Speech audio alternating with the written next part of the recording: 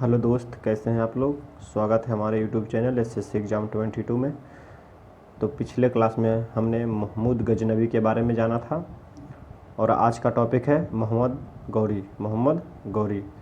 तो मोहम्मद गौरी का भारत पर आक्रमण के बारे में काफ़ी मज़ेदार एवं शानदार टॉपिक है। तो गजनी साम्राज्य के अंदर एक छोटा सा प्रांत था, तो उस प्रांत का नाम क्या था? गौर प्रांत में गौरी वंश का स्थापना किसने किया था? तो गौर प्रांत में गौरी वंश का स्थापना गयासुद्दीन मोहम्मद बिन शाम ने किया था। कौन किया था? गयासुद्दीन मोहम्मद बिन शाम ने किया था। गयासुद्दीन मोहम्मद बिन शाम 12वीं शताब्दी में हुआ था। कब? 12वीं शताब्दी में हुआ था। और 12वीं शताब्दी को कहा जाता है जिसे 1100 से 1199 के बीच इसको 12वीं शताब्दी बोला जाता है। इसको 12वीं शताब्दी बोला जाता है। और कब हुआ था? 1163 ईस्वी में हुआ था स्थापना। तो गौर प्रांत में गौरी वंश का स्थापना कब हुआ था? 1163 ईस्वी में हुआ था। गौरी वंश का राजा मोहम्मद गौरी कब बना था? तो 1173 ईस्वी में बना था। गौरी वंश का राजा मोहम्मद गौरी कब बना था? 1173 ईस्वी में बना था। मोहम्मद गौरी ने किस वंश का शासक था? मोहम्मद गौरी किस वंश का शासक था? तो संसवनी वंश का था। कौन वंश का? संसवनी वंश का था। मोहम्मद गौरी का दूसरा नाम क्या था? मोहम्मद बिन शाम। मोहम्मद गौरी का दूसरा नाम मोहम्मद बिन शाम। मोहम्मद गौरी ने किस उद्देश्य से भारत पर आक्रमण किया था? यानी भारत पर मोहम्मद गौरी आक्रमण किया था तो उसका उद्देश्य क्या था? तो भारत में इस्लामी सत्ता का स्थापित करना। उनका मुख्य उद्देश्य था भारत में इस्लामी सत्ता को स्थापित करना था। मोहम्मद गौरी ने भारत पर पहला आक्रमण कब किया था? तो 1175 ईस्वी में मुल्तान के विरुद्ध मुल्तान पर किया था। कब किया था? 1175 ईस्वी में किया था। मोहम्मद गौरी के आक्रमण के समय मुल्तान पर कौन सा मुस्लिम शासक शासन किया करते थे? तो करमतिया मुसलमान थे। तो मोहम्मद गौरी के आक्रमण के समय मुल्तान पर कौन सा मुसलमान शासन करते थे? करमतिया मुसलमान।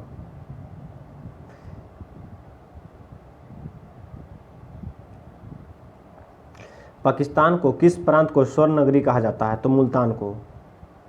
बता देते हैं आप लोगों को, मुल्तान में बहुत सारे स्वर्ण होते थे, इसलिए स्वर्ण नगरी के नाम से मुल्तान को जाना जाता है। अभी ये पाकिस्तान में, वर्तमान में मुल्तान कहाँ है? पाकिस्तान में। मोहम्मद गौरी का दूसरा बार भारत पर आक्रमण कब हुआ था? तो 1178 ईस्वी में गुजरात के पाटन में हुआ था। कब हुआ था? 1178 ईस्वी में गुजरात के पाटन में हुआ था। मोहम्मद गौरी के आक्रमण के समय गुजरात के शासक कौन थे? तो भीम द्वितीय या मूलराज द्वितीय थे। भीम द्वितीय को ही मूलराज द्वितीय कहा जाता है। मूलराज द्वितीय कहा जाता है। किन्हीं को कोई प्रकार का दिक्कत हो तो हमें कमेंट्स करके ज़रूर बताएं। भीम द्वितीय ने किसकी सहायता से मोहम्मद गौरी को पराजित किया था? तो अपनी माता नायका देवी के सहायता से।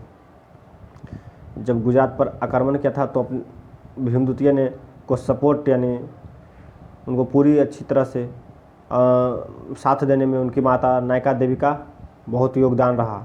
मोहम्मद गौरी को पराजित करने वाला पहला भारतीय राजा भीम द्वितीय था। भारत में तुर्क मुसलमानों की पहली हार कब हुई थी? तो 1178 ईस्वी में। किसके द्वारा? भीम द्वितीय के द्वारा। भीम द्वितीय को किसने साथ दिए थे? तो उनकी माता नायका देवी ने।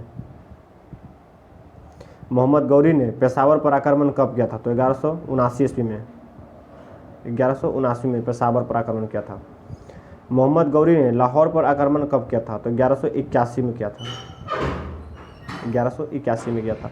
मोहम्मद गौरी ने सियालपुर पर आक्रमण कब किया था? 1186 में किया था। सियालपुर पर आक्रमण कब किया था? 1186 में आक्रमण किया था।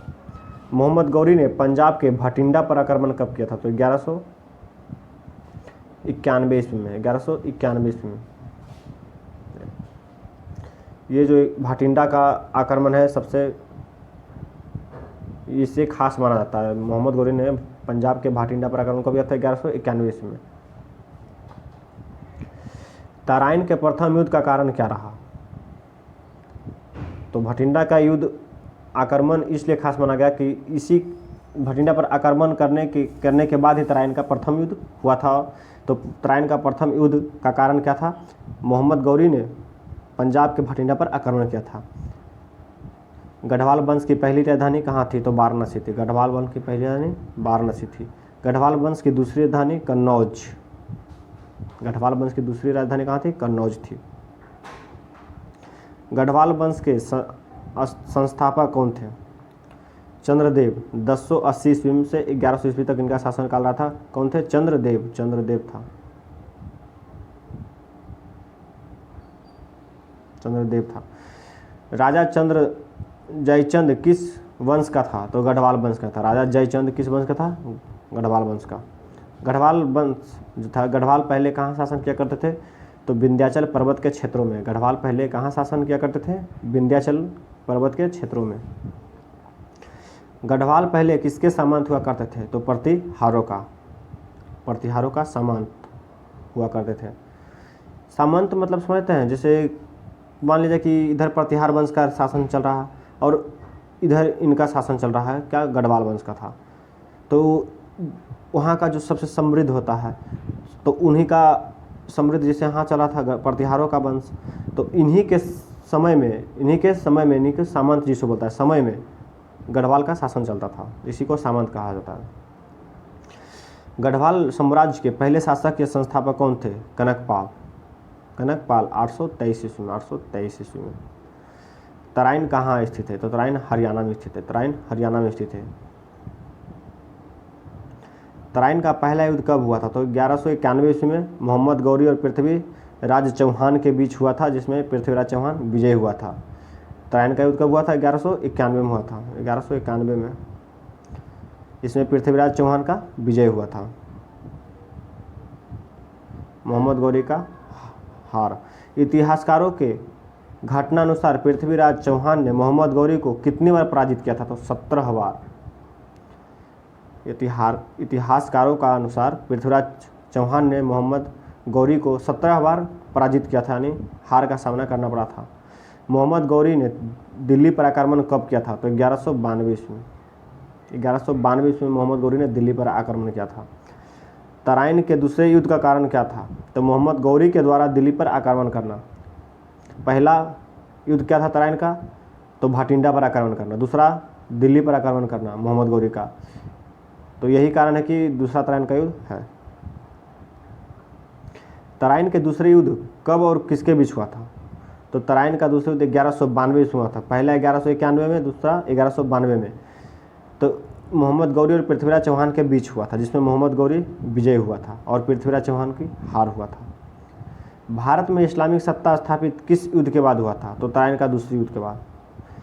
जब तराइन का दूसरे युद्ध में पृथ्वीराज चौहान की हार हो गई, पराजित हो गए पृथ्वीराज, उसके बाद मोहम्मद गौरी का सामना किसी बड़े राजा के साथ नहीं हो पाता है, और जिसके कारण मोहम्मद गौरी इस्लामिक सत्ता भारत में स्थापित कर लेता है। किस इतिहासकार ने बताया था कि भारत में इस्लामिक सत्ता स्थापित तराइन के दूसरे युद्ध के बाद हुआ था? तो B.A. स्मिथ ने, यानी B.A. स्मिथ के अनुसार तराइन के दूसरे युद्ध के बाद ही इस्लामिक सत्ता का शुरुआत किया गया था भारत में, मतलब स्थापना किया गया था। राजा जयचंद की पुत्री संयोगिता से प्रेम विवाह किसने किया था? तो पृथ्वीराज चौहान ने किए थे। तो हाँ, राजा जयचंद के पुत्री से प्रेम विवाह कौन किए थे? पृथ्वीराज चौहान ने किए थे। पृथ्वीराज रासो की रचना किसने किया था? तो चंद्रवरदाई ने किया था। तो ये सब जो घटना घटी थी उनकी जानकारी पृथ्वीराज रासो, एक किताब है, पुस्तक है, उसमें मिलता है, और उनकी रचना पृथ्वीराज रासो की रचना चंद्रवरदाई ने किए थे। किस इतिहासकार का कहना था कि राजा जयचंद ने मोहम्मद गौरी का साथ नहीं दिया, यहाँ नहीं दिया था, नहीं दिया था? तो चंद्रवरदाई ने मोहम्मद गौरी का साथ नहीं दिया था।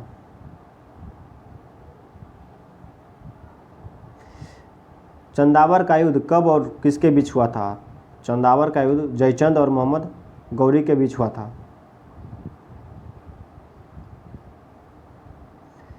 जयचंद और मोहम्मद गौरी के बीच हुआ था 1194 ईस्वी में, जिसमें मोहम्मद गौरी विजयी हुआ था। मोहम्मद गौरी के आक्रमण के समय भटिंडा का राजा कौन थे? तो भटिंडा का राजा पृथ्वीराज चौहान थे। मोहम्मद गौरी के आक्रमण के समय भटिंडा के राजा कौन थे? पृथ्वीराज चौहान। पृथ्वीराज चौहान का संबंध किस वंश से था? तो चौहान वंश। किस वंश से था? चौहान वंश। चौहान वंश का प्रतापी राजा कौन थे? तो चौहान वंश का प्रतापी राजा पृथ्वीराज चौहान थे। चौहान वंश का संस्थापक कौन थे? राजा वासुदेव। चौहान वंश के स्थापना कब हुआ था? तो 551 ईस्वी में हुआ था। 551 ईस्वी में हुआ था चौहान वंश का स्थापना।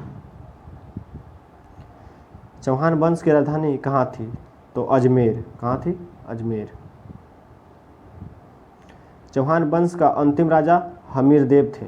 कौन थे? हमीरदेव, चौहान वंश के अंतिम राजा। हमीरदेव कहाँ शासन किया करते थे? तो रणथंभौर में। कहाँ? रणथंभौर में। हमीरदेव कहाँ शासन किया करते थे? रणथंभौर में।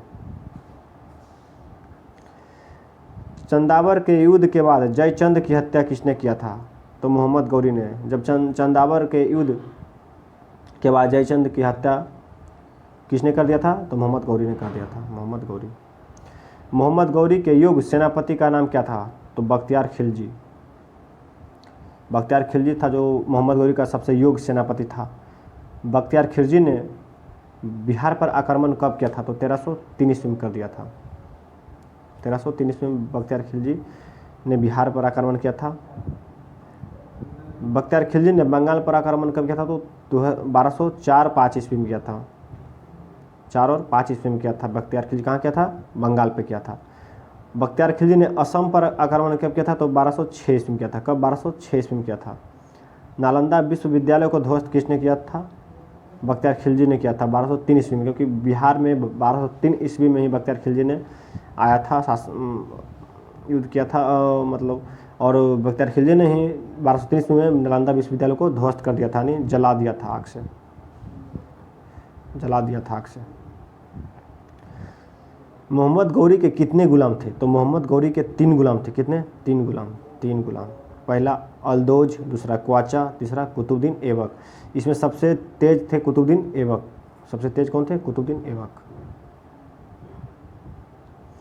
मोहम्मद गौरी के भारत पर अंतिम आक्रमण कब हुआ था? तो 1205 ईस्वी में हुआ था। 1205 में खोखरो के विरुद्ध हुआ था।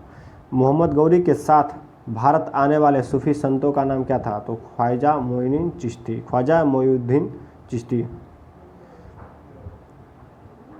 किस शासक के सिक्कों पर माता लक्ष्मी का चित्र अंकित था? तो मोहम्मद गौरी का। तो मोहम्मद गौरी एक ऐसा शासक था, मुस्लिम शासक था, इस्लामिक शासक था, उन्होंने अपना सिक्के पर माता लक्ष्मी का चित्र अंकित किया था। मोहम्मद गौरी की हत्या कब और किसने किया था? तो गगन खोखरो के द्वारा ही हुआ था 1206 ईस्वी में। गगन नाम था खोखरो का, गगन। और ये खोखरो जो जनजाति था उसी के द्वारा मोहम्मद गौरी की हत्या कर दिया जाता है। अगला चैप्टर सल्तनत का काल देखेंगे पिछले क्लास में हम लोग, और यहाँ मोहम्मद गौरी समाप्त हुआ। आप लोग इस वीडियो को अधिक से अधिक शेयर कीजिए, हमारे चैनल को सब्सक्राइब कीजिए। जय हिंद।